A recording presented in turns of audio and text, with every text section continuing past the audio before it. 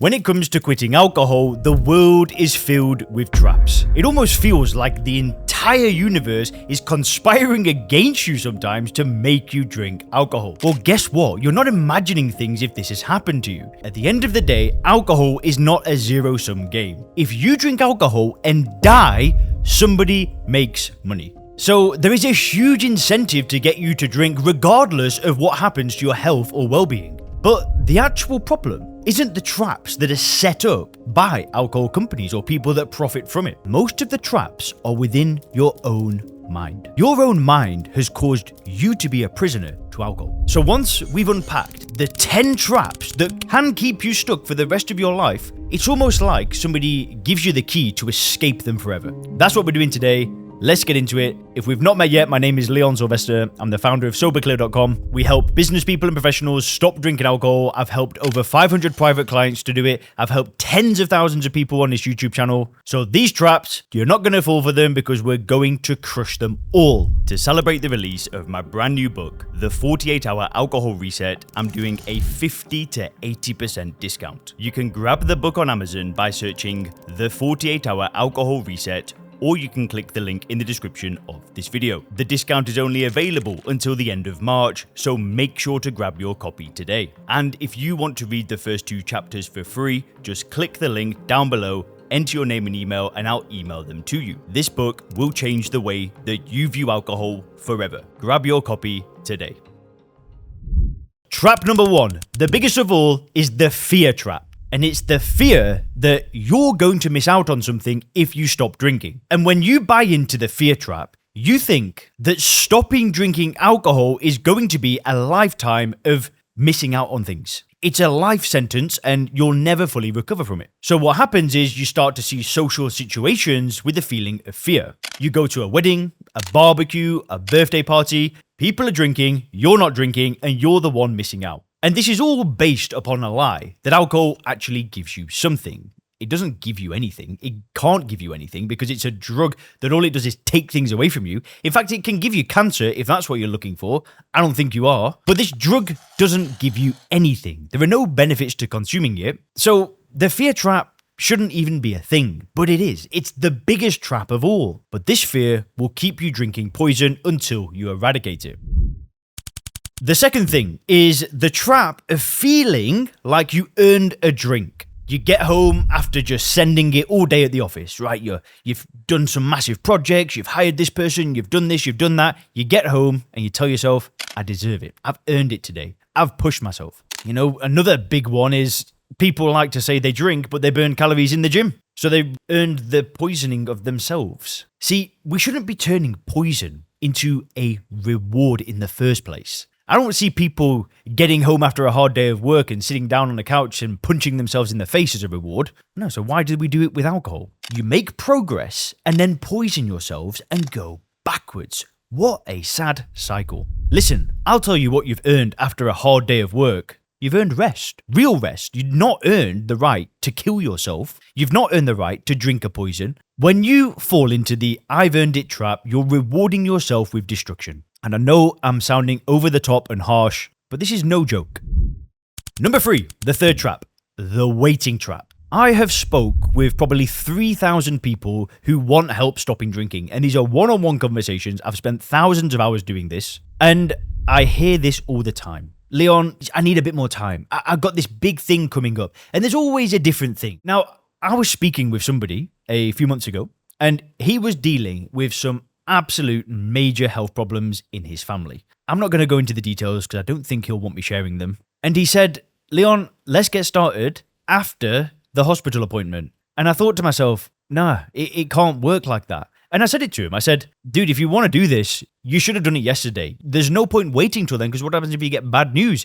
What happens if you get good news? Delaying it and waiting just keeps you in the same cycle. And he said, you're right. You're absolutely right.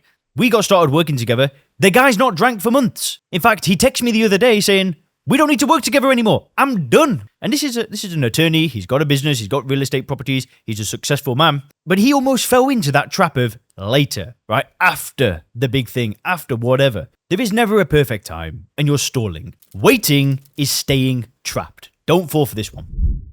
The fourth trap, This one gets me every single time. It's the trap of having just one drink. It's this idea that we think that we can have just one and this time it's going to be different. The only reason why you drink is because you had just one drink. And you're in the position that you're in today because of a continuous chain reaction that still hasn't ended. So even the fact that you think you're having just one drink, actually, you've not just having just one drink because you've had thousands before that. It doesn't make any sense. There's no just one drink. You've already had just one drink. In fact, you've had more than just one drink. You've had just 1,000 drinks. There is no such thing as just one drink because if there was, everybody would have one drink and then never drink again. Don't do it. Don't have just one drink. Change the way that you view alcohol. Apply first principles thinking. Break it down. See it for what it is. Move on. Trap number 5. The comparison trap. Now, this is when we drink. We know we've got a problem, right? We know in our heart that what we're doing is wrong, but then we look at the homeless person in the street, with the bottle of cider and, they've ruined their whole life because of alcohol. Or we might even look to a friend or a family member and think, well, I'm not as bad as him. It's like, so what? So what if you're not as bad as him? When you know in your heart that what you're doing is wrong, it's nothing more than cope. You're coping by making excuses and comparing yourself to people that are worse than you. Why not try comparing yourself with people who are doing better than you? Well, you don't because you're trying to reduce cognitive dissonance by comparing yourself to people who drink more than you so you feel okay. It's a terrible, terrible trap. You might think, well, I drink wine. It's not like I drink vodka. And then the vodka drinker thinks, well, I drink vodka. It's not like I drink diesel or I don't know. There's always somebody to compare yourself to make you feel better. Listen, you can do that forever because even if you drink more, there's always someone drinking more or there's somebody who's got a bigger health problem, etc., etc., etc. The list goes on. Don't do it. Don't compare yourself to people who are more further gone than you, which leads me to the 6th trap. And the 6th trap is this idea of being an alcoholic and being in recovery. Now, if you go to AA and you found success in a 12-step approach, just skip this point. But I tried a 12-step approach. I went for around 90 days and I went all in. I really took it seriously, did the step work, but continuing to call myself a powerless alcoholic with a disease with no known cure, and I was going to have to be in recovery for the rest of my life, it didn't sit well with me. Because that label is with you forever, which makes it another trap. In fact, there have been scientific papers that have been published that show people who don't do AA and people who do AA, they've done this with prisoners, the people that go to AA, when they relapse, they drink more because they believe they're alcoholics. And if you ask me, the reason why this happens is because of the belief that they're an alcoholic. They're different to everybody else. And it's so much better if you stop seeing yourself as the problem and instead you see the drug as the problem. And if you can fix your perception of the drug, then you don't need to label yourself. When you admit powerlessness, you are creating a self-fulfilling prophecy. Number 7, the routine trap. Now, this is when you kind of, wake up, you don't feel that great. You say, do you know what? I'm not going to drink tonight. You don't truly mean it, but you do decide to not drink that evening. But then you get home, you don't feel as bad anymore, the hangover's gone, you throw your keys down, you take your coat off, you sit down on the couch, and then it's like, well, whatever. And it becomes this automatic state of being. You wake up, you say, maybe tonight I won't drink, and then you drink. And it just keeps happening again and again and again. And this automatic habit, this automatic routine is pretty hard to break. This is why things like meditation and mindfulness can be useful when you're stopping drinking. Having a bit of awareness and recognizing when you're going into autopilot and reaching for the drink, knowing when that happens, of course, is beneficial. So just watch out for that.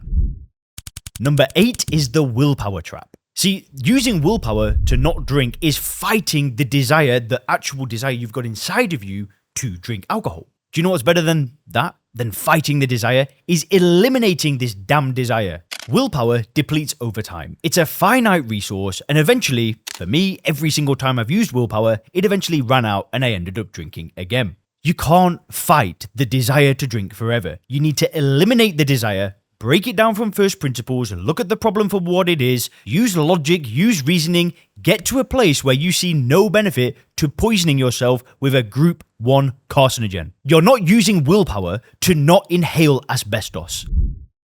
Which leads me to number 9, which is the hiding from alcohol trap. And this is related to willpower, because if you've still got the desire to drink, but you're resisting it with willpower, you may start hiding from it. A friend invites you to a bar. You say, I don't know, I don't feel so comfortable there. I'm not going to go. You walk past it in a supermarket aisle and you kind of just turn your head to the side and run down the aisle. What you're doing here is you are signaling to yourself that you've sacrificed something. If you were to drive into, I don't know, the center of Los Angeles, right, and see all the homeless people and people that are using drugs out in the street, would you feel any pull to going to take those drugs? Well, the chances are, no, you wouldn't. You probably would want to avoid that place because of the danger, but it wouldn't make you want to take the drug. So why do we do things differently with alcohol? Well, you shouldn't. You should walk around in a supermarket, in a restaurant, in a bar, and feel no desire. As long as you fix your paradigm and your worldview, this trap is pretty easy to get your head around.